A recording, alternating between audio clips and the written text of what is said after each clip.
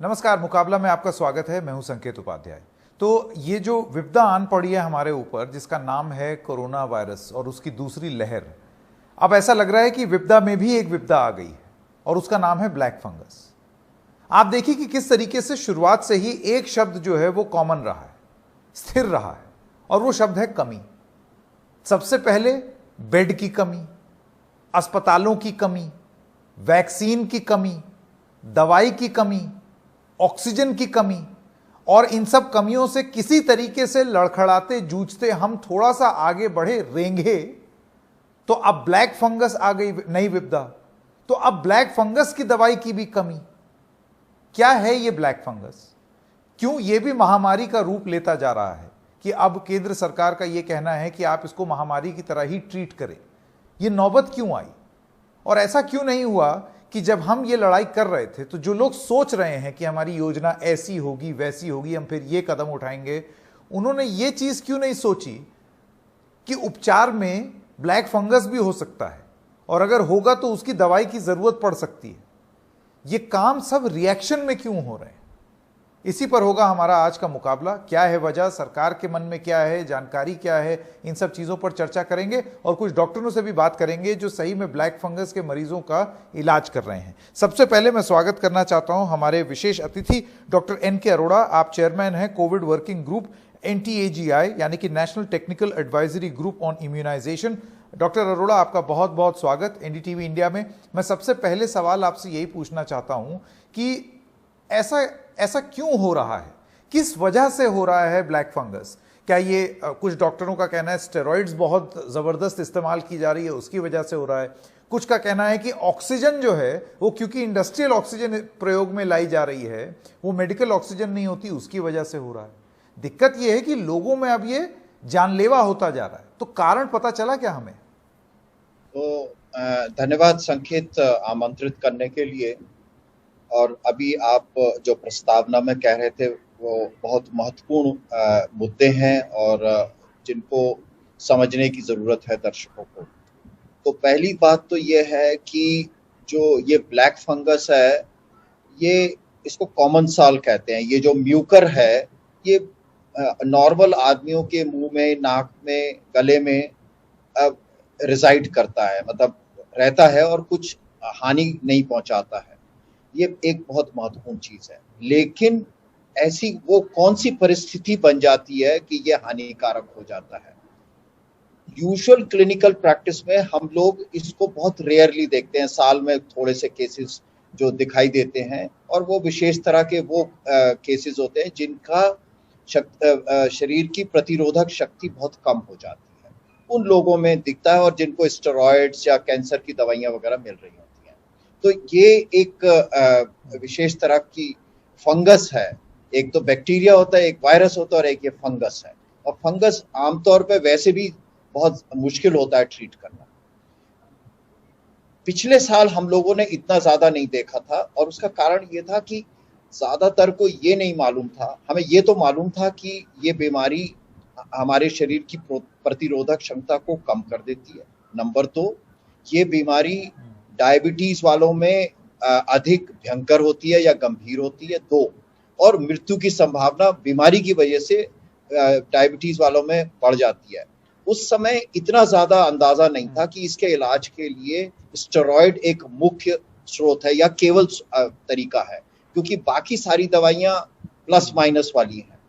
लेकिन पिछले 1 साल में ये अच्छी तरह समझ आया कि कोरोना की बीमारी का इलाज जो है, जब ये गंभीर हो जाए तो उस समय स्टेरॉइड, जो शरीर में तूफान उठ रहा होता है, उसके लिए स्टेरॉइड बहुत ही महत्वपूर्ण है, बल्कि जीवन रक्षक है। और इसका असर ऐसा लगता है कि ये हमारे चिकित्सा के क्षेत्र में, हमारे जो दूसरे प्रैक्टिशनर्स हैं, खास तौर पे गांव में जो झोला छाप या RMP या रूरल प्रैक्टिशनर्स हैं, इन्होंने ऐसा लगता है कि बहुत ज्यादा स्टेरॉइड दिए।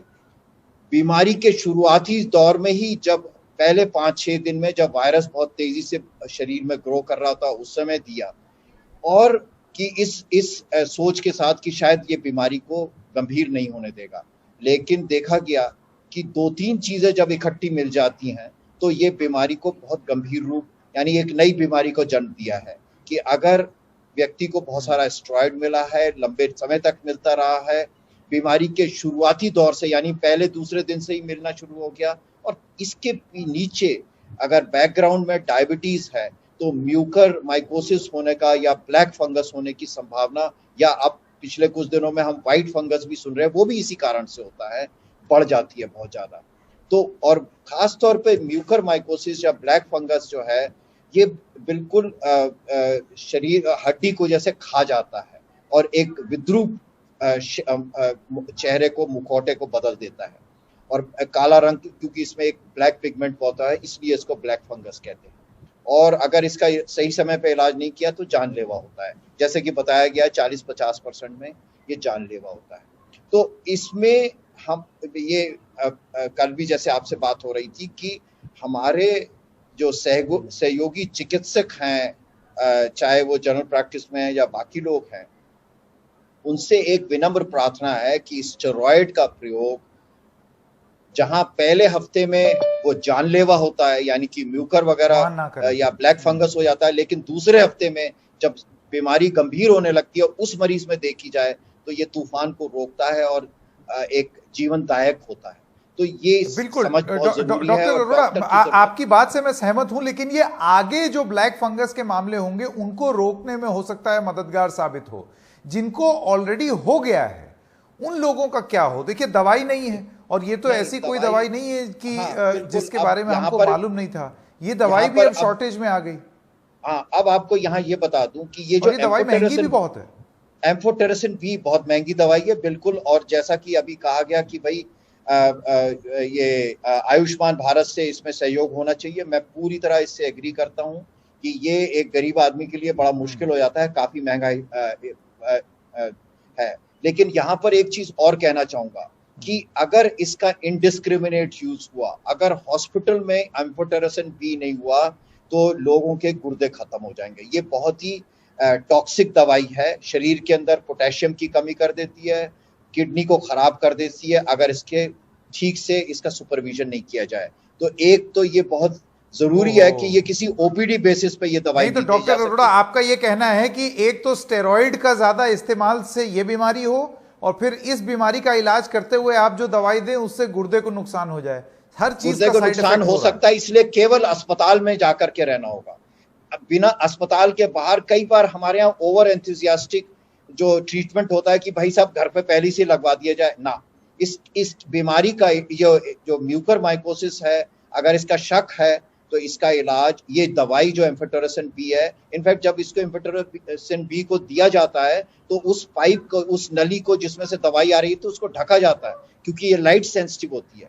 तो ये दवाई बहुत ही टॉक्सिक है और उसको बहुत क्लोज सुपरविजन में देना होता है, और ये एक ऑर्डिनरी तरीके से अगर कोई देने का प्रयास करेगा तो मरीज को ज्यादा नुकसान होगा। तो ये बहुत जाने किया। अब रहा दवाई की कमी, मेरे को लगता है लेकिन डॉक्टर अरोड़ा, आप मुझे ये बताइए, आपने कल मुझे कार्यक्रम में ये बोला था कि अब कोई ऐसा नियम बनाना पड़ेगा कि स्टेरॉइड्स इतनी आसानी से उपलब्ध ना हो, क्योंकि डॉक्टर टू डॉक्टर लोग अपने आप से भी अपना उपचार करने लगते हैं क्योंकि स्टेरॉइड्स आसानी से मिलते हैं। एक तो ये बात। दूसरी चीज, एक और कारण जो बहुत सारे डॉक्टर बोल रहे हैं और मैं आपसे पूछना चाहता हूं, वो है कि जो ऑक्सीजन जो इस्तेमाल की जा रही है वो ऑक्सीजन मेडिकल ऑक्सीजन ना हो करके इंडस्ट्रियल ऑक्सीजन अगर इस्तेमाल की जाए, या उसका डिस्टिल्ड पानी जो है वो साफ ना हो, तो उसकी वजह से भी होता है। मैं चाहता हूं आप इस पे थोड़ी क्लैरिटी दें। हाँ, मैं इस पे ये जरूर, देखिए, मेडिकल ऑक्सीजन जो होती है वो परसेंटेज कम होती है, 95-96%, 93-94-95, और जो वो है इंडस्ट्रियल है वो 98-99% ऑक्सीजन होती है। तो ऑक्सीजन की परसेंटेज में कोई प्रॉब्लम नहीं है, अगर मैं उसको कम फ्लो पे दे रहा हूँ, ज्यादा फ्लो दे रहा हूँ, तो इंडस्ट्रियल ऑक्सीजन की ऐसे कोई परेशानी नहीं है। तो दूसरी बात आपने बताई वो बहुत महत्वपूर्ण है कि जो पानी को अगर हमने चेंज समय समय पर नहीं किया, और पानी जो होता है डिस्टिल्ड वाटर करना होता है, स्टेराइल वाटर देना होता है, अगर मैंने पानी उसी में से चलता रहा, कई दिन तक चल रहा है, तो वो कंटामिनेट होने की संभावना होती है, और ऐसी स्थिति में ये इन्फेक्शन जा सकता है। लेकिन ये वाला जो इन्फेक्शन, मैं आपको बार बार कहने का प्रयास कर रहा हूं कि ज्यादातर म्यूकर जो इन्फेक्शन है वो हमारे म्यूकर जो फंगस है वो ज्यादातर हमारे लोगों के मुंह में, नाक में वैसे ही रहता है। वो आमतौर पे हमें इन्फेक्ट नहीं कर पाता जब तक कि मेरी शरीर की प्रतिरोधक क्षमता या इम्यूनिटी बहुत नीचे नहीं आ जाए। कोरोना की वजह से, स्टेरॉइड की वजह से और डायबिटीज, ये तीनों बीमारी जब तीनों चीजें एक साथ मिल जाती हैं तो ये घातक होती है और म्यूकर उसमें अटैक कर देता है। शरीर के अंदर जो पहले ही पड़ा हुआ है, जो सुसुप्त दशा में वो एक इनएक्टिव फॉर्म में होता है, वो एक्टिव फॉर्म में बन जाता है। तो पानी वाला जो इन्फेक्शन का ये हाइपोथेसिस है, ये एक पार्शियली करेक्ट है। ज्यादा इंपॉर्टेंट ये है कि जो बाकी तीन चीजें हैं वो ज्यादा महत्वपूर्ण है। और आपने बिल्कुल सही कहा कि स्टेरॉइड का बिक्री, जाते जाते स्टेरॉइड की बिक्री रेगुलेटेड होनी चाहिए, बिना प्रिस्क्रिप्शन के नहीं मिलना चाहिए।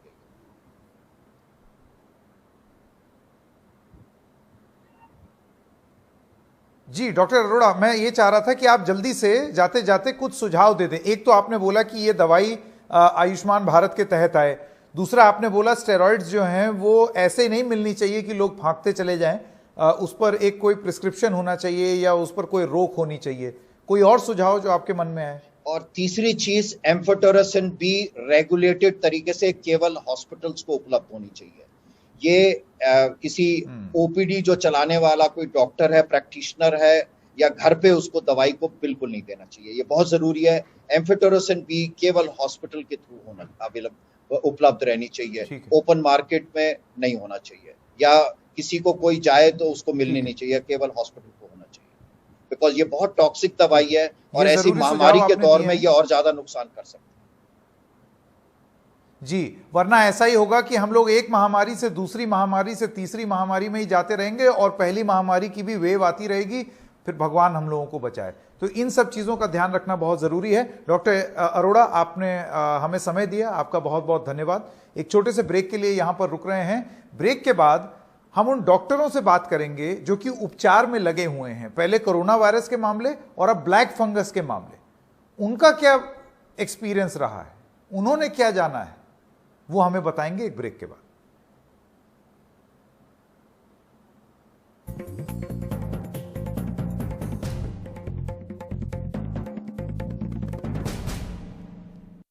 तो मुकाबला के भाग 2 में अब हम उन डॉक्टरों से बात करेंगे जो हवा हवाई बात नहीं, सही में जमीनी हकीकत जानते हैं, क्योंकि वो लोगों का उपचार कर रहे हैं, उपचार में लगे हुए हैं, पहले कोरोना के मामले और अब ब्लैक फंगस के मामले।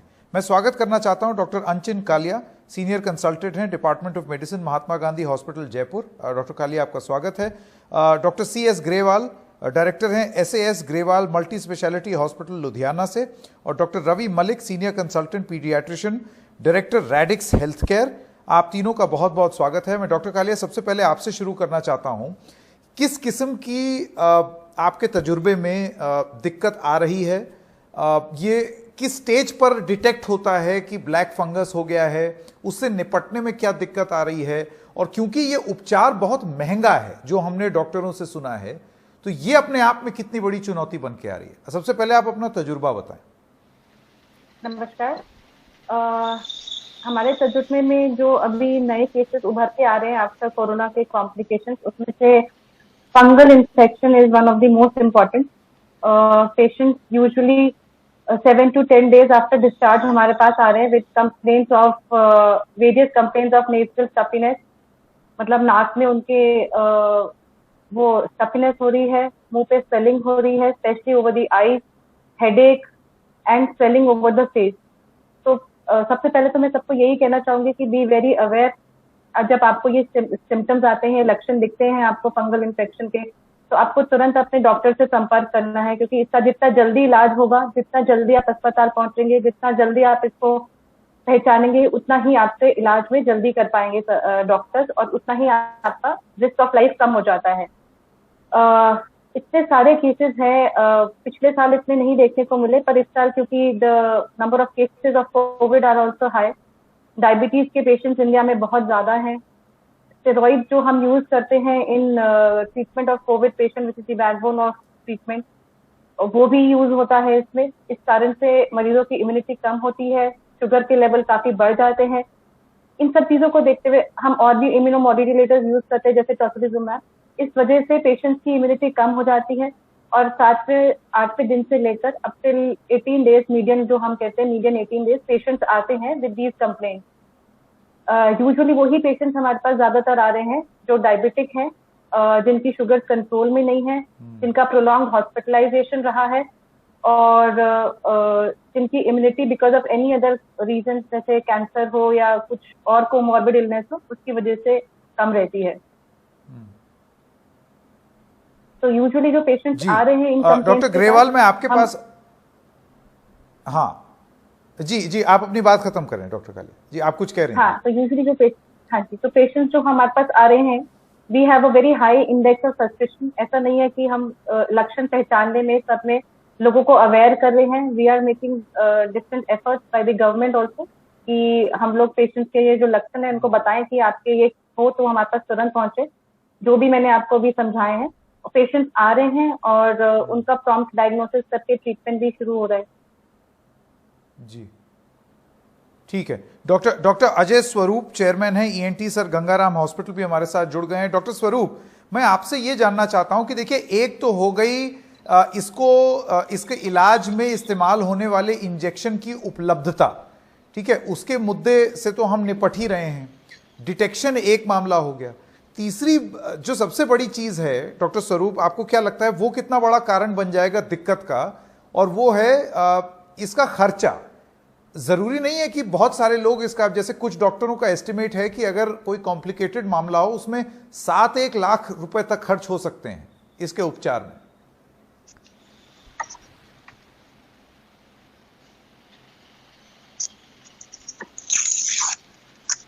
हैंडल करने में बहुत। डॉक्टर स्वरूप, आपको आवाज आ रही है? जी हाँ, जहाँ तक खर्चे का सवाल है, हेलो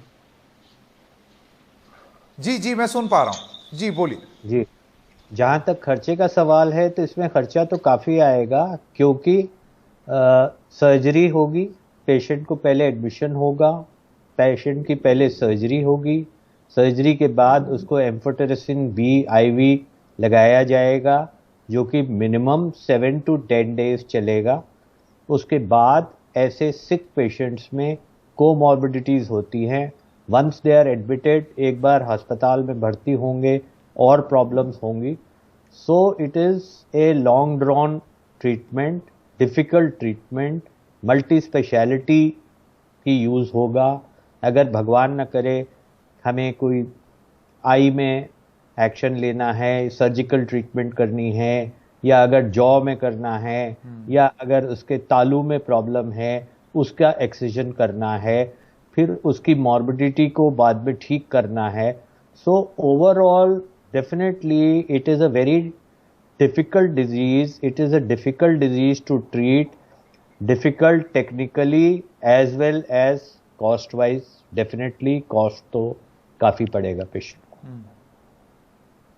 जी डॉक्टर ग्रेवाल, मैं आपके पास आना चाहता हूं। अभी थोड़ी देर पहले हम डॉक्टर एनके अरोड़ा से बात कर रहे थे और उनका यह कहना था कि वो सलाह देंगे डॉक्टरों को कि आप उपचार के चलते जो कोविड का जो आप इलाज कर रहे हैं तो उसमें ऐसी स्थिति ना कर दें कि बिल्कुल आते ही लोगों को स्टेरॉइड्स भरना शुरू कर दें। आपको क्या लगता है कि ये सुझाव कहां तक सही है? क्योंकि अभी देखिए हमारे पास इस वायरस की कोई दवाई तो है नहीं। एक रेमडेसिविर के पीछे हम सब भाग रहे थे, अब पता चला वो किसी काम की नहीं है। देखो ऐसे है, जब लार्ज स्केल में आपके पास पेशेंट आते हैं, एक महामारी चल रही है जहां पर आपको इम्यूनो सप्रेशन की जरूरत पड़ती है और सबसे इफेक्टिव इम्यूनो सप्रेशन है वो स्टेरॉइड्स हैं। तो स्टेरॉइड्स में काफी ज्यादा अपॉर्चुनिस्टिक इन्फेक्शंस के चांसेस बढ़ते हैं। तो उनमें से म्यूकोरमाइकोसिस जो है वो एक खतरनाक रूप की फंगस होती है जो हमारे इसको जो ओरल कैविटी और सारी उस चीज को नुकसान कर देती है। तो जो भी पेशेंट आते हैं उनमें एक तो हाई इंडेक्स ऑफ सस्पिशन रखना चाहिए कि जो उनको एक बार ओरल कैविटी और हिस्ट्री प्रॉपर लेनी चाहिए। और दूसरा स्टेरॉइड्स, आई थिंक जो भी स्पेशलिस्ट डॉक्टर्स हैं जो सारे में ट्रीटमेंट कर रहे हैं वो सारा इस चीज पे ध्यान दे रहे हैं ऑलरेडी। रादर हम पल्मनरी म्यूकोरमाइकोसिस को भी स्क्रीन करते हैं तो जहां पर सस्पिशन होता है तो सीटी भी करके देखते हैं या एमआरआई करके देखते हैं। और इसके अलावा भी अपॉर्चुनिस्टिक और भी इन्फेक्शंस के लिए हमें ध्यान देना चाहिए। म्यूकोरमाइकोसिस एक अपॉर्चुनिस्टिक इन्फेक्शन है जो पोटेंशियली फेटल है, पर और भी अपॉर्चुनिस्टिक इन्फेक्शंस का रिस्क रहता है। और हाँ, इसके बारे में बताइए, क्योंकि अभी तो ऐसी स्थिति है कि हम एक महामारी से निपटते हुए अब दूसरी महामारी तक पहुंच गए हैं, जबकि पहली खत्म भी नहीं हुई है। और क्या क्या है जिसकी चिंता करनी चाहिए? इसमें देखो और भी अपॉर्चुनिस्टिक इन्फेक्शंस हो सकती है, न्यूमोसिस्टिस हो सकता है, और भी इन्फेक्शंस होती हैं जो इम्यूनोसप्रेशन रिलेटेड, जिसमें कई तरह की फंगस और प्रोटोजोल, बैक्टीरियल, इवन डायरिया के भी हमने केसेस देखे हैं जो इम्यूनोसप्रेशन से हुए हैं। तो पेट के भी कई मैंने देखा है, क्लॉस्ट्रीडियम डिफिसिल डायरिया और ऐसे ही तरह की डायरिया जो इम्यूनोसप्रेशन सीएमवी इन्फेक्शन हो जाती है। तो ये सारी चीजों का ध्यान रखना चाहिए। अपॉर्चुनिस्टिक इन्फेक्शन के अलावा जो म्यूकोर का है स्पेसिफिक ट्रीटमेंट, वो डेफिनेटली एक अच्छे सेंटर हॉस्पिटल में होना चाहिए। ट्रीटमेंट ऑप्शंस अभी इसाव्यूकोनाजोल एक टैबलेट फॉर्म में आती है जो इसके एक रिप्लेसमेंट के तौर पे यूज कर सकते हैं, बट उसकी अवेलेबिलिटी की भी अभी इशू है। बट अभी फिलहाल तो यही है कि अवेयरनेस होनी चाहिए और इसको प्रिवेंट करना चाहिए, और डायबिटिक पेशेंट में स्पेशली इस चीज का ध्यान देना चाहिए।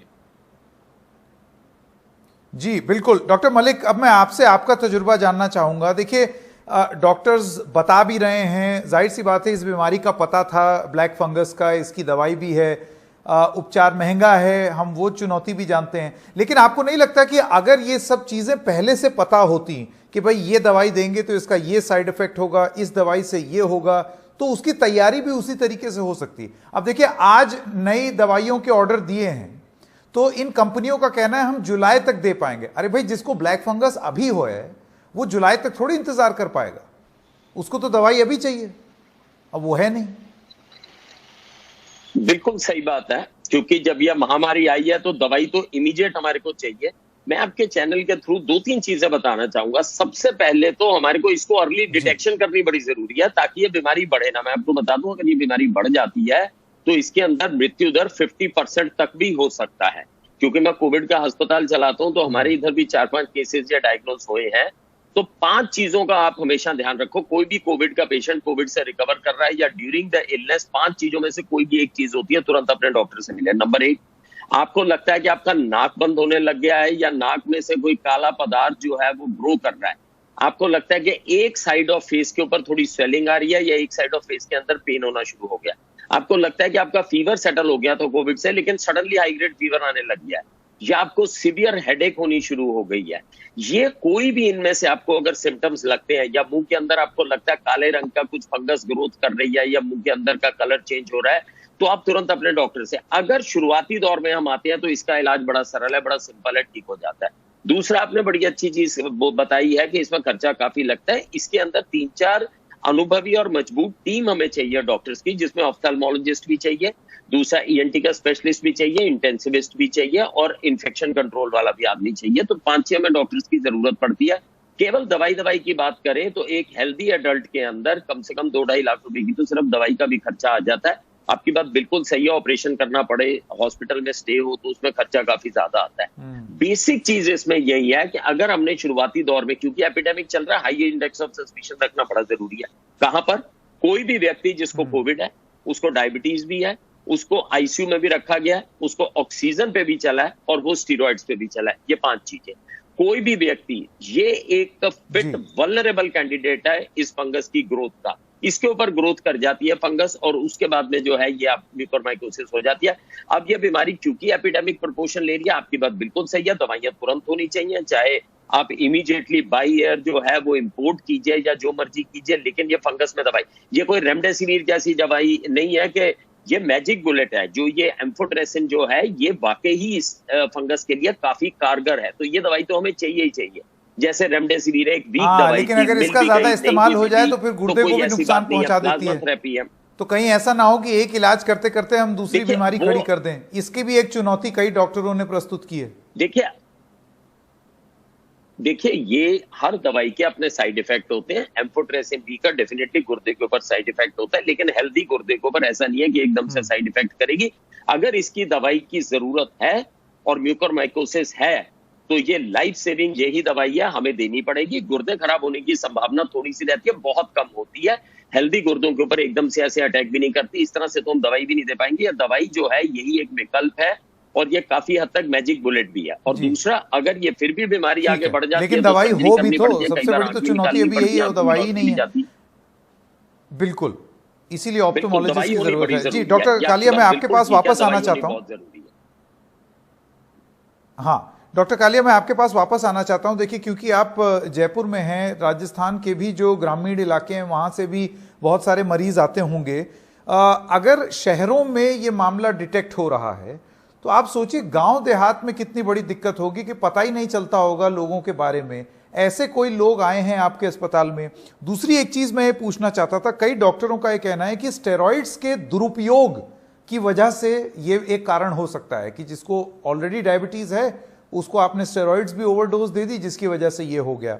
एक कारण और जिसका जिक्र हो रहा है वो है कि अगर खराब पानी हो, स्टेरिलाइज्ड पानी ना हो अगर आपके ऑक्सीजन कंटेनर में, तो अभी थोड़ी देर पहले जो आप बता रही थी लोगों को एजुकेट करने की बात, लोगों को शिक्षित करने की बात कि आप ये करें ये ना करें, उसमें ये सारी चीजें आती हैं या नहीं? हाँ जी, सो डेफिनेटली लोगों में इतनी अवेयरनेस तो आ गई है about this fungus because of the media that जो उनके लक्षण है वो जल्दी पहचान रहे हैं वो, तो हमारे पास वो लोग जल्दी पहुंच रहे हैं पेशेंट। इसमें सबसे इम्पोर्टेंट ही जल्दी पहुंचना है, जितनी जल्दी आएंगे उतना ही जल्दी इलाज होएगा इसका। As far as use of steroid जो है आप बोल रहे हैं दुरुपयोग है और उसका है, see in an epidemic when you have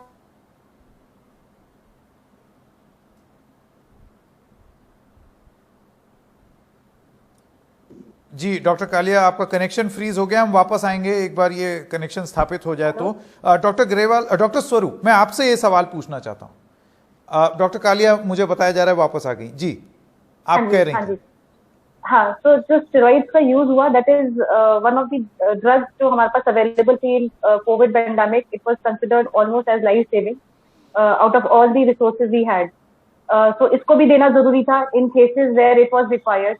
Unfortunately, India is the world largest capital of diabetic patients, where awareness is also less. हमें patients इतने जागरूक नहीं है अपने डिजीज को लेकर, दवाइयों को लेकर।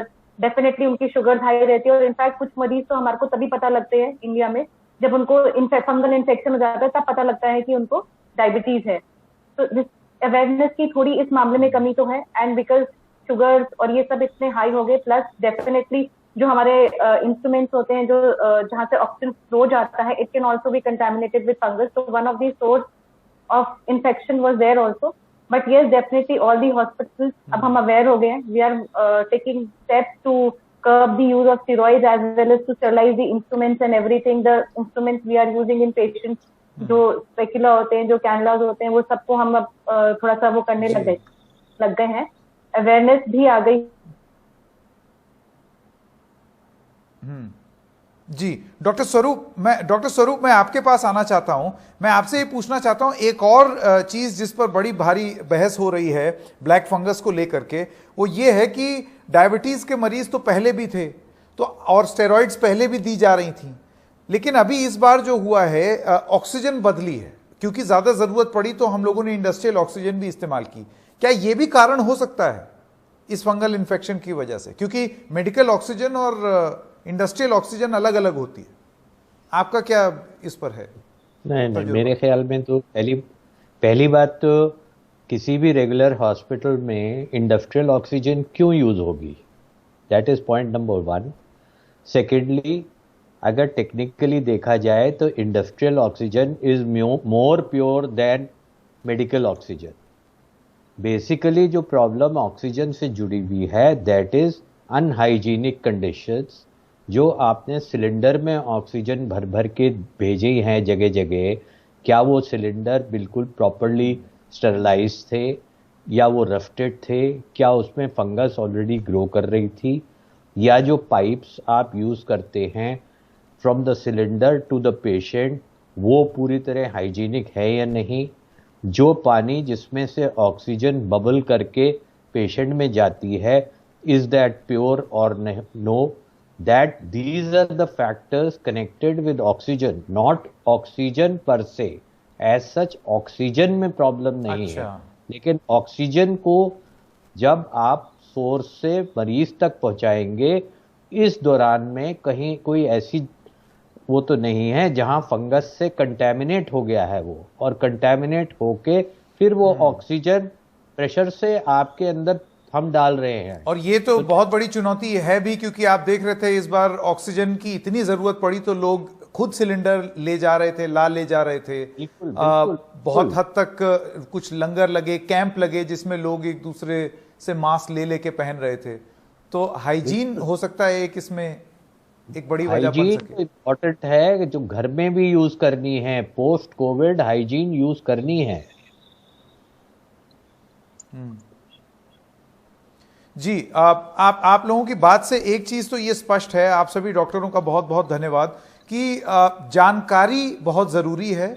और जो कोविड से रिकवर कर चुका है वो ये ना समझे कि उसने जंग जीत ली, क्योंकि असली जंग फिर शुरू होगी और रोज एक जंग लड़नी होगी और ध्यान रखना पड़ेगा। और उसके लिए शिक्षित होना बहुत जरूरी है, सही जानकारी प्राप्त करना बहुत जरूरी है। आप सबका बहुत बहुत धन्यवाद। एक छोटे से ब्रेक के लिए रुक रहे हैं, मुकाबला जारी रहेगा ब्रेक के बाद।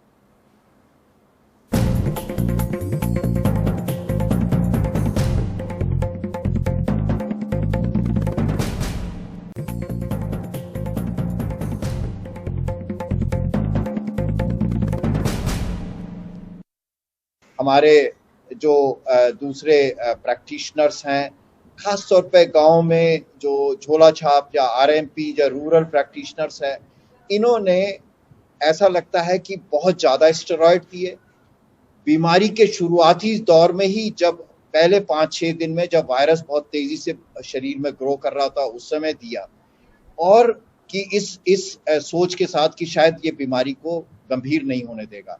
लेकिन देखा गया कि 2-3 चीजें जब इकट्ठी मिल जाती हैं तो ये बीमारी को बहुत गंभीर रूप, यानी एक नई बीमारी को जन्म दिया है।